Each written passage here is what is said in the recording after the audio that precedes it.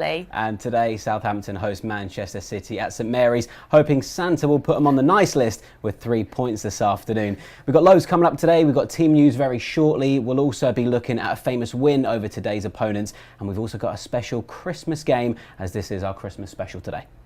Yeah, that sounds fantastic. Lots to look forward to indeed. And as always, we are joined by our two guests. Dean Hammond and Adam Leach are with us. How are you both? Looking forward to Christmas?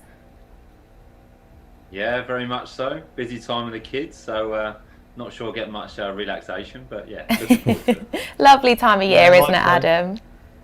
Yeah, likewise. I was just saying to you guys before we came on air, I've had my nieces around for sort of an outside arts and crafts session this morning. We're making gingerbread houses and festive decorations and all sorts, but I feel a bit underdressed compared to you guys.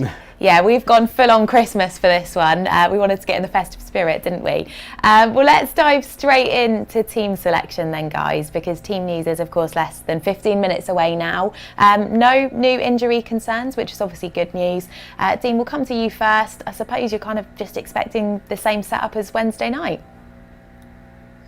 Yeah, pretty much, Kenzie. I think it will be the same setup. I think we've mentioned before the manager's pretty consistent with his approach and his team selection. I think he'll have some question marks or some thoughts on potential players' fatigue and games in a short space of time. And, you know, for instance, you know, Danny Ings has just come back from injury. Will they keep continuing playing? Will he take a break at some point during this festive period? Will that be today? I don't think so.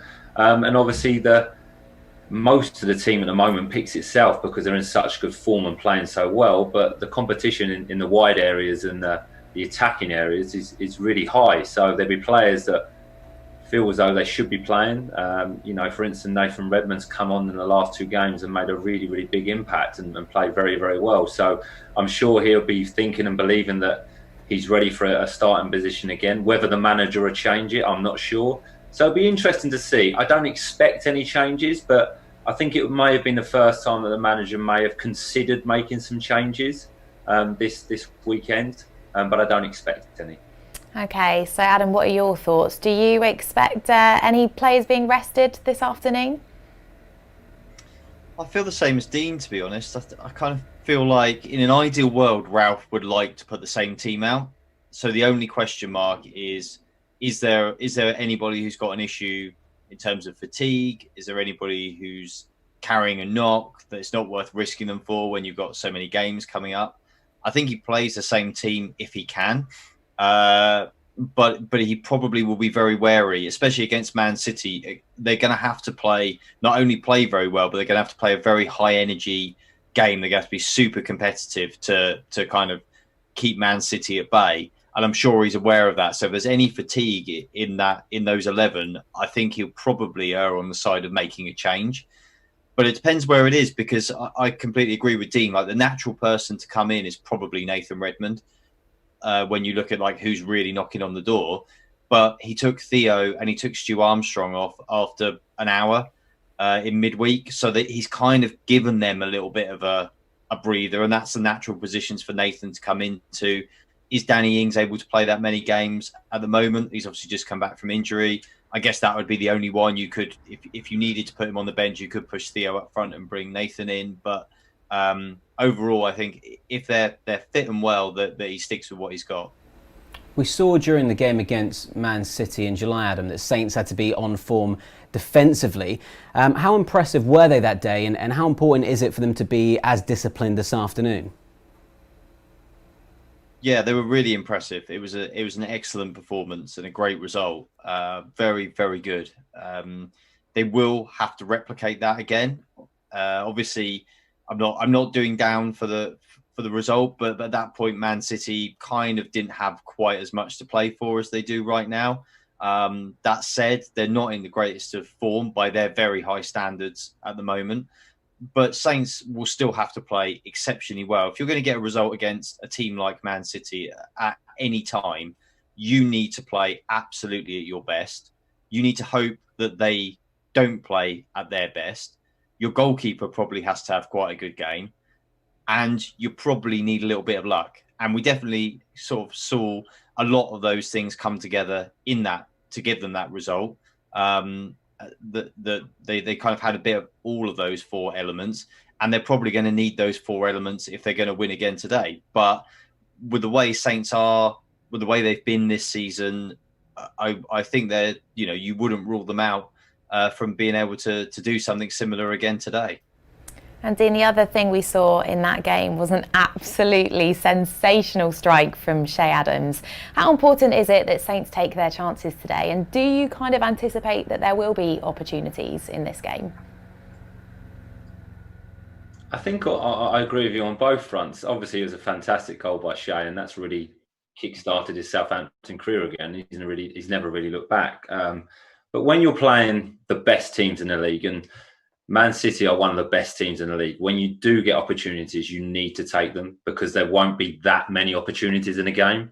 And the opportunities that came last season against Manchester City in the 1-0 victory was because Southampton pressed them and pressed Man City into making mistakes. So they tried to win the ball high up the pitch.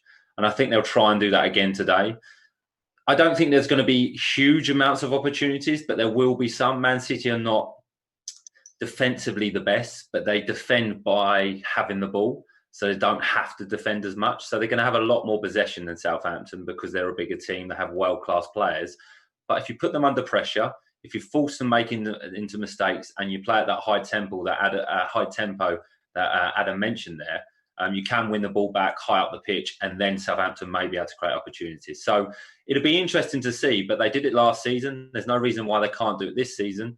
But they do, when they come along, they need to be clinical. They really do. And hopefully the chances, if Danny plays, they fall to him because he is the best finisher within the team. Yeah, well, one Saints forward that will be hoping to make it 2-2 is Theo Walcott after he scored against his former club Arsenal in midweek. Ralph's been talking about Theo's impact on the team in his press conference. I think it was important for him that he gets immediately the trust that he maybe didn't get in his last club anymore. And this was for a player who was coming here in a physical fit situation. I think this is important. Then you immediately get the chance to show up, to play, and the effort he puts in every game is amazing, and is the basic of delivering what we demand. And I think this is good to see. And the cherry on the top is that he also scores and makes assists, and this is a complete package. What we hoped that it could help us, and it's definitely. Dean, Ralph absolutely raving about Theo's influence there. How much has he impressed you so far this season? I think he's been brilliant. He really has. It was an interesting signing when Theo came back, and I think what he's done exactly what the club brought him back to do, to have that impact, to inspire the other players, to inspire the fans and make an exciting signing. But he's playing with that passion, he's playing with that energy, he looks fit and strong, he looks hungry to continue improving, and he looks like he's happy playing for Southampton, which is great. And he's been really adaptable. He's played up front a few games, he's played wide. He looks like he's coming back to the Theo Walcott that we all remember, really. He obviously is not as quick as he was in his prime, but he's still fast. He's still dynamic. He's scored some goals and he's creating assists. He's been really, really good. And one thing, he probably had a really good effect on the younger players around him and the attacking players as well, because he's a very experienced player. The players will look up to him. He's had a brilliant career, at Arsenal and in England. Scored some great goals. So he came with a reputation and he's fulfilled that, I think. So when the manager signed him, there's always a question mark if a player returns to a club, and especially towards the end of their career, you hope it's going to work out. You really do. But from how he's playing and what he's shown, it's been a great signing. So long may that continue. Yeah, you've said before, Dean, that you prefer seeing Theo up front rather than on the wing, and obviously his goal on Wednesday night shows that he can do that. But Adam, what's his best position for you? Yeah, it's a good question, because I feel like there's almost two questions there really to answer. And one is, what is his best position? And number two is, what's the best position for him to play given the other players that are in the squad and in the team?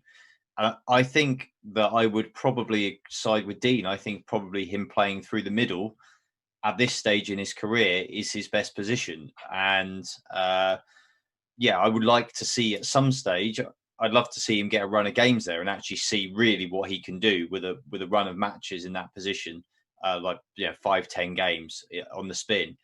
However, Danny Ings and Che Adams is such a good forward combination for Saints. They are so good together. They bring so much to the party for the team that realistically Theo is not going to get ahead of either of those in any time soon, I don't suppose. But Theo has the quality and has proven the quality that you want him in the team. So then it's a case of, well, is there another good position for him? And clearly there is, because he's playing very well in a slightly more withdrawn role. Now, he's getting a bit older. He doesn't quite have that exactly electric pace he did all those years ago when he was last playing at Saints.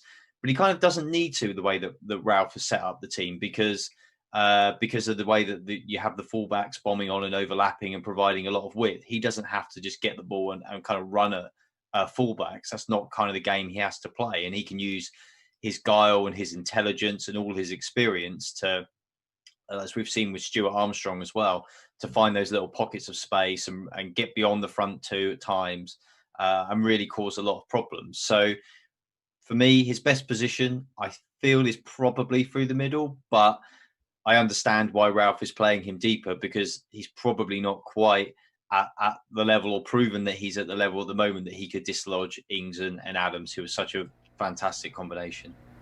Okay, well, let's take a look at what the fans are saying watching along at home.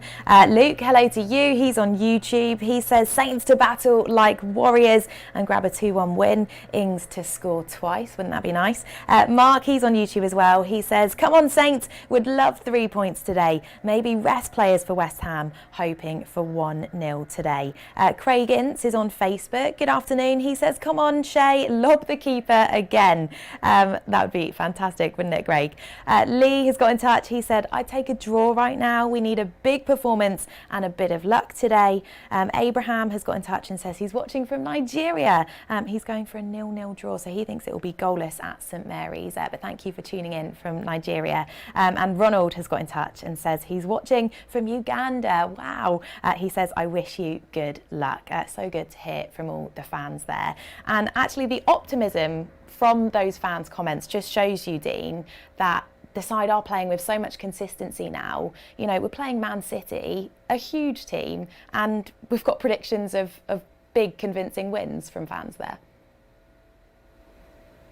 It does, and you're right. It just shows how well Southampton have played this season and what a force they're becoming. And I think they're a well-respected team in the division now. I think they really are. I think other managers will look at Southampton and see they're a threat. And we talk about it most weeks. The attacking threats and attacking players that are at Southampton's disposal now is amazing, especially with the way that the manager sets up the team, the structure of the team and the philosophy he has at the club. So, no, it's been a fantastic season for Southampton. They're playing some good stuff.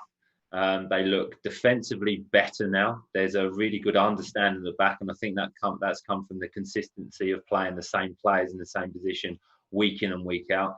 Again, that's credit to the manager and the backroom staff that obviously work on their conditioning and their recovery so they can keep playing games.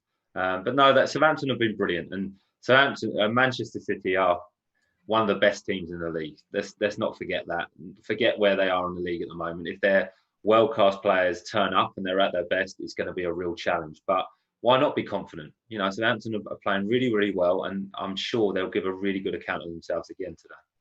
And that consistency from the team is really translating in the comments that we're seeing coming in from the fans. As I said, lots of people predicting big convincing wins today, and lots of people hoping to see a replica of that Che Adams goal, because it really was sensational, that strike, as we've just seen. I'm sure he'll be hoping to do more of the same as well today.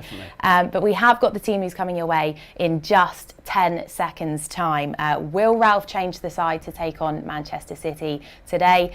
Well, we can reveal that he has made just one change to the team that faced Arsenal midweek. Stuart Armstrong drops to the bench and Moussa Djenepo comes in. So let's take a look at the Saints team in full then. Between the sticks is Alex McCarthy, the back four, Carl Walker-Peters, Jan Bednarek, Yannick Vestergaard and Ryan Bertrand. In front of them are captain James Ward-Prowse and Oriol Romeu. Out on the wings, Theo Walcott and Moussa Djenepo, and the attacking partnership of Shea Adams and Danny Ings complete the starting lineup. Looking at the substitutes then, Fraser Forster, Mohamed Salisu, Jack Stevens, Ibrahima Diallo, Stuart Armstrong, Nathan Redmond, Nathan Teller, Shane Long, who both come onto the bench, and Dan and Lundalu. So no real surprises there, but Moussa does come back into the side. Adam, what do you make of that starting 11? Yeah, I guess kind of as we predicted, to the extent that Ralph obviously didn't want to change it, and he's seen that the players he feels are sort of fit and fresh enough to go again against Man City. Stu Armstrong's obviously the one who has made way, whether that's sort of he doesn't look quite fit enough, or whether he just wants the extra pacing that Djenepo brings to the party to try and unsettle the Man City defence. He's perhaps spotted a few weaknesses that he thinks Djenepo can exploit. We'll see how Djenepo goes. I think Djenepo's got a little bit to prove. He's come off the bench a couple of times recently. He's not really done it. Whereas Nathan Redmond has come off the bench a couple of times and has looked pretty good. And yet it's Redmond who stays on the bench and Djenepo comes in. So I think Djenepo's got a little bit of a point to prove, or to the manager as well. So it'd be interesting to see how he does. And interesting, just quickly scanning the Man City team as well, to see that indeed that Aguero is on the bench today. And I think that's a big one for them as well. They kind of don't really, when you look at their team, have a recognised out-and-out goal-scoring striker in their team today, which is a interesting situation that they're in, given the resources that they've got, that they would be in that position. They've got plenty of other quality for Saints to have to worry about, no doubt about that. But it's interesting that for the Saints, tactically, I think, in terms of how they set up, how they defend, that they kind of don't have an Aguero to worry about in that starting lineup. Yeah, Dean, there's been a number of times when we've perhaps anticipated that we could see Nathan Redmond starting, but as we've said, it's Moussa that's been given the nod. Has Ralph got it right here? Yeah, I mean, the manager knows the players better than anyone, and obviously he sees them week in and week out. And I think what he's shown real trust and real faith in Djenepo. You know, he's started him a number of times now. He regularly brings him off the bench. I agree with Adam that he's not made a huge impact when he's come on. And Nathan has. So it's interesting that he's gone with Djenepo over Nathan, because the last two games especially, Nathan has come on and scored, and then he hit the crossbar against Arsenal. So he's having an influence. And I'm a big fan of Nathan. I think he brings really good balance to the team. And the combination with him and Ryan Bertrand at left back is really, really good. But the manager sees something in Djenepo, and he likes giving younger players opportunities. And the only way that Djenepo is going to get better is by playing consistent games in the first team. So, and like Adam said, maybe he's seen something in the Man City team, a weakness that he believes Djenepo can exploit. So the manager knows better than us. Personally, I think I would have brought Nathan back into the team if I was going to make a change, if Stuart Armstrong was going to be left out for a tactical reason, or injuries or conditioning. But the manager's gone with Djenepo, so fingers crossed it works out. Yeah, we're really excited to see how that team does this afternoon. It is that time of the year though, Dean, where we're coming up to the January transfer window. Now, I'm sure we'll talk about this more in future shows, but the squad is pretty consistent. There's not many changes week in, week out, but is there particular areas that you think can be strengthened in January?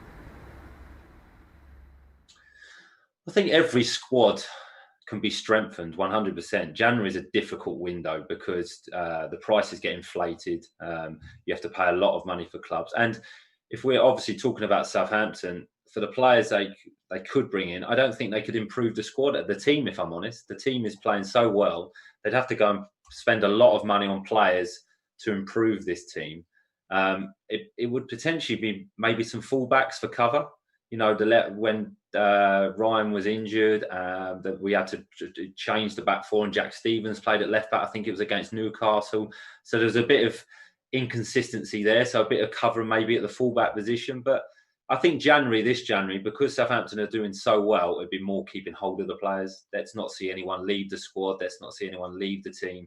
Let's let this team and squad play out the whole season and see how far they can go and what they can achieve. So that would be my main concern, just keeping the squad together.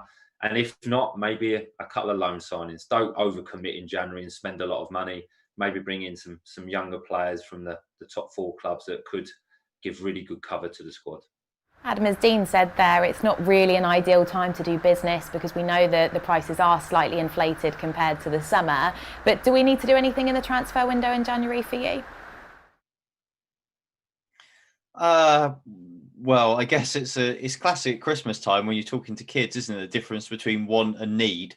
And it's nice you always want new players because it's exciting. It's great to see. But do they need them? No, I agree with Dean. They don't actually need anybody right now.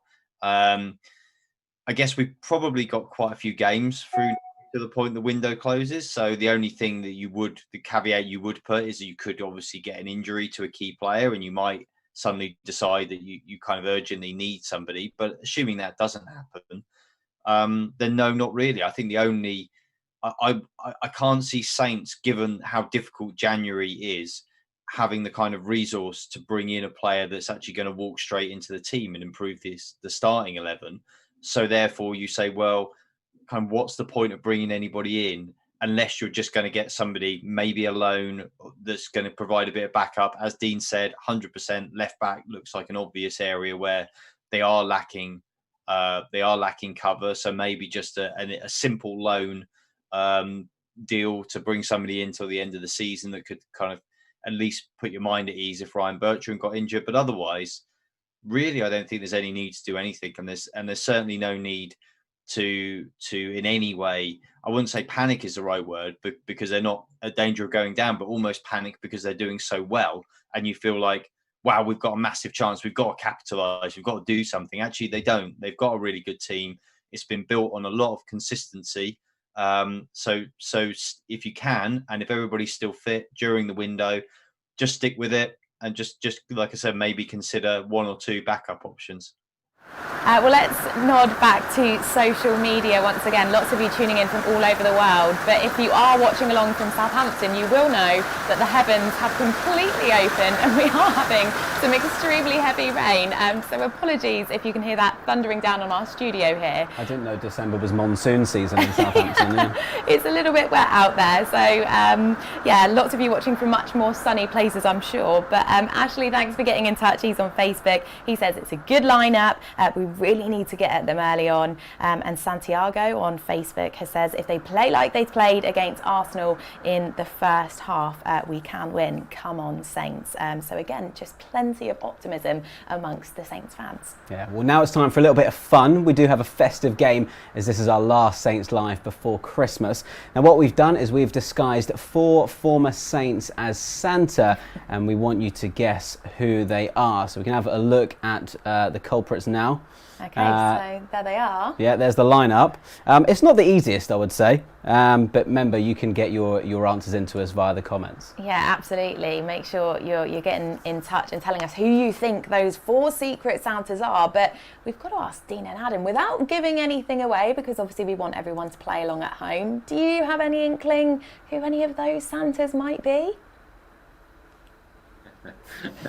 I reckon I could probably name 3 of them straight off. One at least, surely, Dean. Having a better look, put it that way. Adam, how do you think you're going to fare? Yeah, I fancy Dean to get one of them. I think you're right. I reckon I've got a couple. All right, well, we'll be revealing those a little later on. But first, we're going to rewind the clocks back to 2013, where Southampton beat Manchester City 3-1 at St Mary's.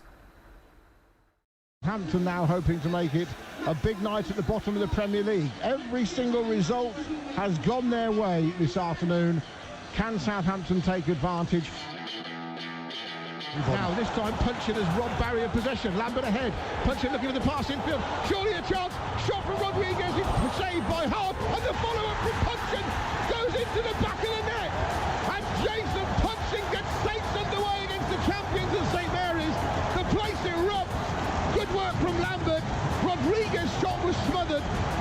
Hitchin has siphoned the ball inside the post.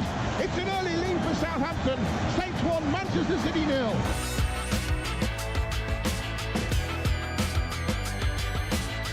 Gets a 1-2, down the right-hand side, Lambert into the penalty, on his left foot, it's gone behind hard, and Stephen Davis has stabbed it home! He scored against City at the Etihad, now he's scored against them at St Mary's. Yeah, I was delighted obviously. Joe Hart's made a mistake from Lambo's shot, and was just delighted to get the first to react to it and obviously set us on our way. To Zabaleta driving into the penalty, square pass to Dzeko, who has to score and does score, even with an unclean shot. Davis again gets a lovely touch. Lambert is onside again on the left. Lambert racing to the penalty area once more. Puncheon's there again. Low ball across the box. The back heel and the own goal from Gareth Barry. Well, he couldn't have placed it any better if he wanted to. But Lambert's ball across the penalty area, and Barry has calmly slotted it past his own goalkeeper. And Southampton have their 2-goal advantage restored. Eventually gets it to Garcia, and that is it. Southampton have beaten the Premier League champions Manchester City. Well, before we start chatting about that match, for anyone that might have missed it or just needs a little bit longer to take a look, we're going to show you one more time our 4 secret Santas. So remember, all you need to do is comment below, tell us who these secret Santas are. So there we go, we will be revealing that after we talk about that famous match against Manchester City at St Mary's.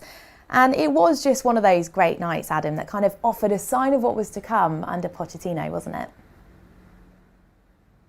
Yeah, and it's funny because we obviously spoke about the big win for Ralph against Arsenal, and I guess for all managers, really what you dream of is in the Premier League when you come in, having a big win really early, because it really kind of galvanizes the squad, it galvanizes the fans as well. And it really just helps you. And for Pochettino, that was a massive result. Obviously, his appointment was met with some mixed reactions, I think, because he was little known in this country when he arrived, and obviously there was a lot of fondness for Nigel Adkins for the journey he had taken Saints on to get to the point where they were, and there was a bit of surprise, I think, in some elements of the fans that the change would be made like that. So Pochettino really needed something, I think, especially as his, publicly at least, his English was pretty ropey. I think there were a lot of people going, "You've sacked the manager who's brought us all this way to replace him with a guy who doesn't even speak English," and it didn't. It sort of had that negative feel to it to an extent, but yeah, getting that big result, great game, fantastic performance from the team, terrific result, and it kind of really galvanised people behind Pochettino in the same way that Arsenal win did for Ralph, and kind of never really looked back from there. Yeah, we saw the goal there from Stephen Davis. It was pretty bad goalkeeping, but some lovely footwork from Ricky Lambert to create the chance. Dean, how good was his footballing brain, and was that at a time when his body could actually keep up with it? Yeah. I mean, Ricky was a very intelligent footballer. Really, really good, very underrated. And the one thing that he did at Southampton was he got himself in really good condition. And when he got himself really, really fit for the standard that he could play at, then he just thrived. Brilliant at coming off players. His vision and his awareness was excellent. Obviously, we know about his goal scoring, but no, he was very, very, very good player. And he's actually quicker than people give him credit for. He didn't have lightning pace, but he had a good stride on him. He was very, very strong. But yeah, for the teams I played with in Ricky and the team with Adam Lallana, them two just combined really, really well. They would look for each other all the time, playing 1-2s. They were a nightmare to play against in training. But Ricky was fantastic. He could do everything that you'd want a centre forward to do and more, and especially with the free kicks and the penalties. No, he was a brilliant player. He's obviously a club legend, but he was a good footballer. And not all strikers are actually good footballers. You know, when you play with strikers, they're the sort of player you don't really want in your team when you play possession games, because they're not really interested or they're not particularly good at it. But Ricky was. He was a good footballer and a brilliant player. Adam, we saw Stephen Davis getting a goal there. We know that he was a player that you admired during his time at the club, but what specifically did Stephen bring to the team? Yeah, I really liked Steve Davis, Kenzie, for sure. I thought he was a fantastic signing. I mean, they got him a real bargain, but he gave a lot of years of great service. But in particular, the years where he really thrived was he almost played a lot of the time at his best in it was almost a number 10 type position. And when you looked at him, he's not what you kind of think of when you think of somebody who would play in that kind of role. It's not like an out and out brilliant attacking threat like a Messi or a player kind of in that mold, if not of that quality. He was a hard worker, a grafter, but he had a lot more talent, a lot more creativity and vision than people really, I think, ever gave him credit for, or at least until the very end of his time at Saints. And when you look at the teams that he was involved in, when they were at their most successful was when he was playing regularly and he was playing in a fairly advanced role.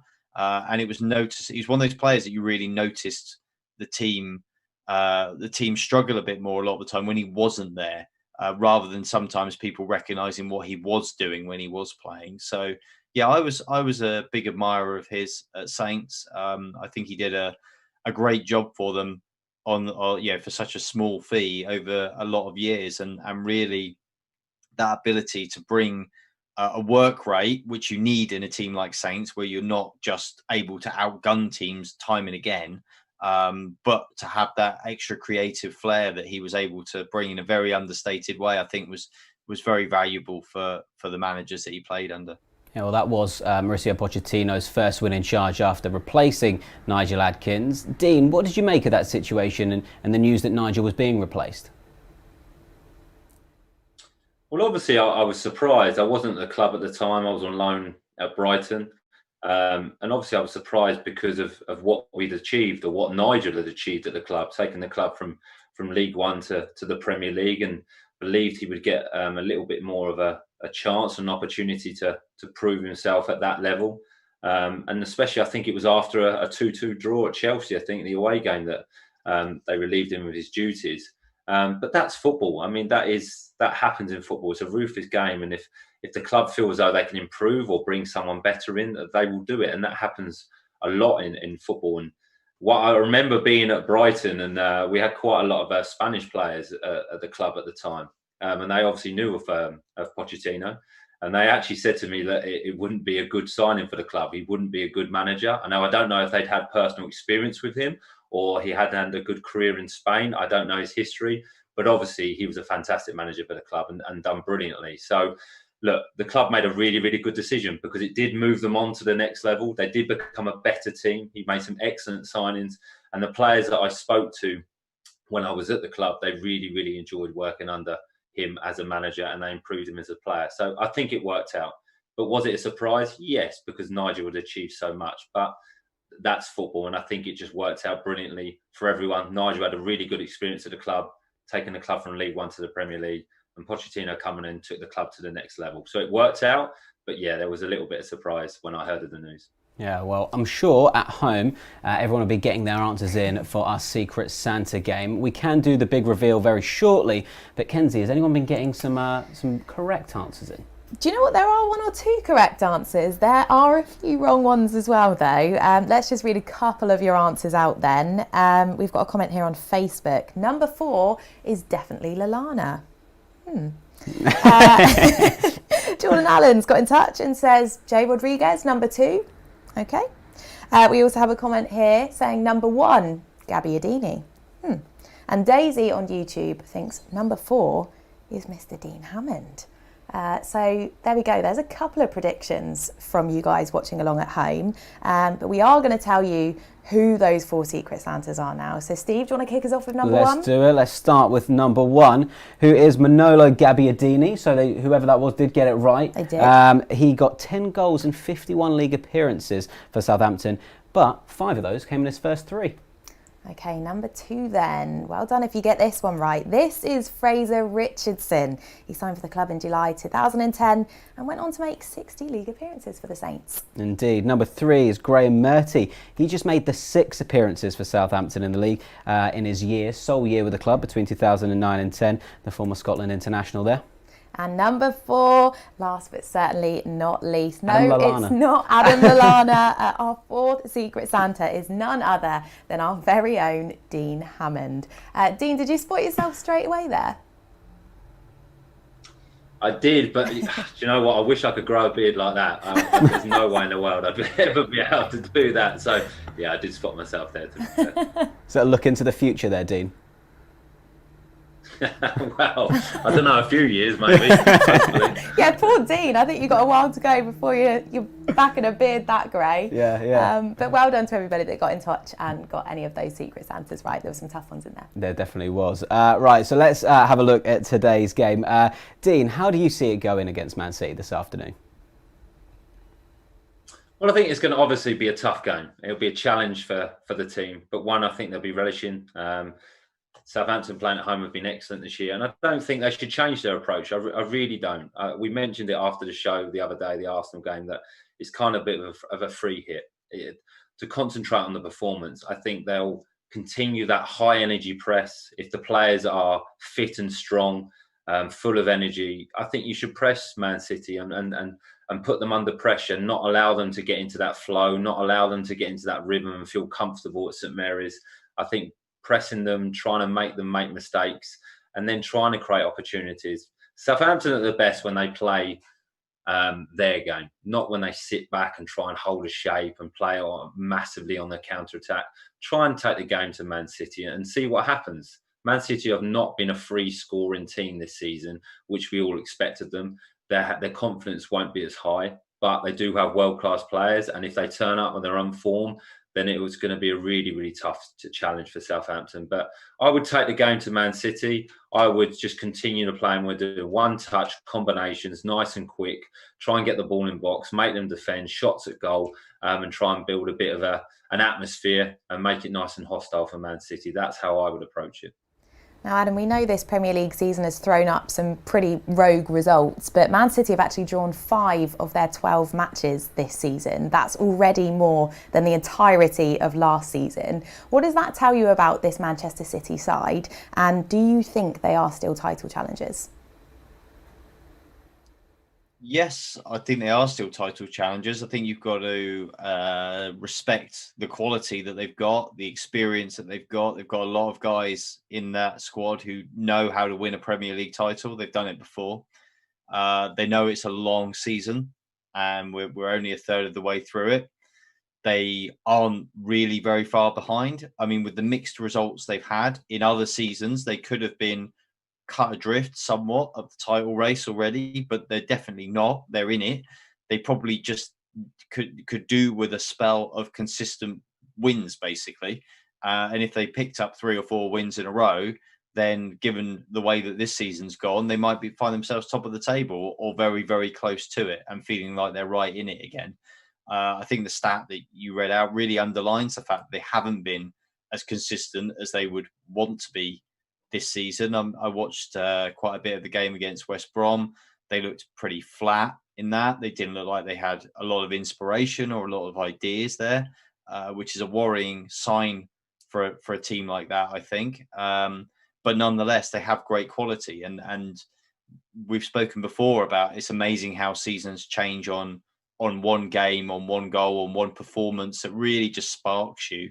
And they've got the quality to make that happen, for sure. And so, yeah, I think Saints need to be wary and respectful of their quality today. But I agree with Dean. I don't want to see particularly Saints adapting or changing their game for Man City, because I think that will literally just play into Man City's hands. Saints' best chance is to go out, express themselves as they have done in most other games this season, and just play their way and see where it gets them. Because ultimately, if they lost, okay, they lose. Fair enough. They lose to a team that's got, probably got more money worth of players on their bench than Saints have got in their entire squad. So that's just what you have to live with. But at least if you're going to go down, when you're playing so well, go down playing your way and don't compromise. And I think that's, I'm hoping that's a message that Ralph will be giving to the team as well. Yeah, well, a loss today for Man City would undoubtedly be a blow for their title hopes. But for Southampton's European hopes,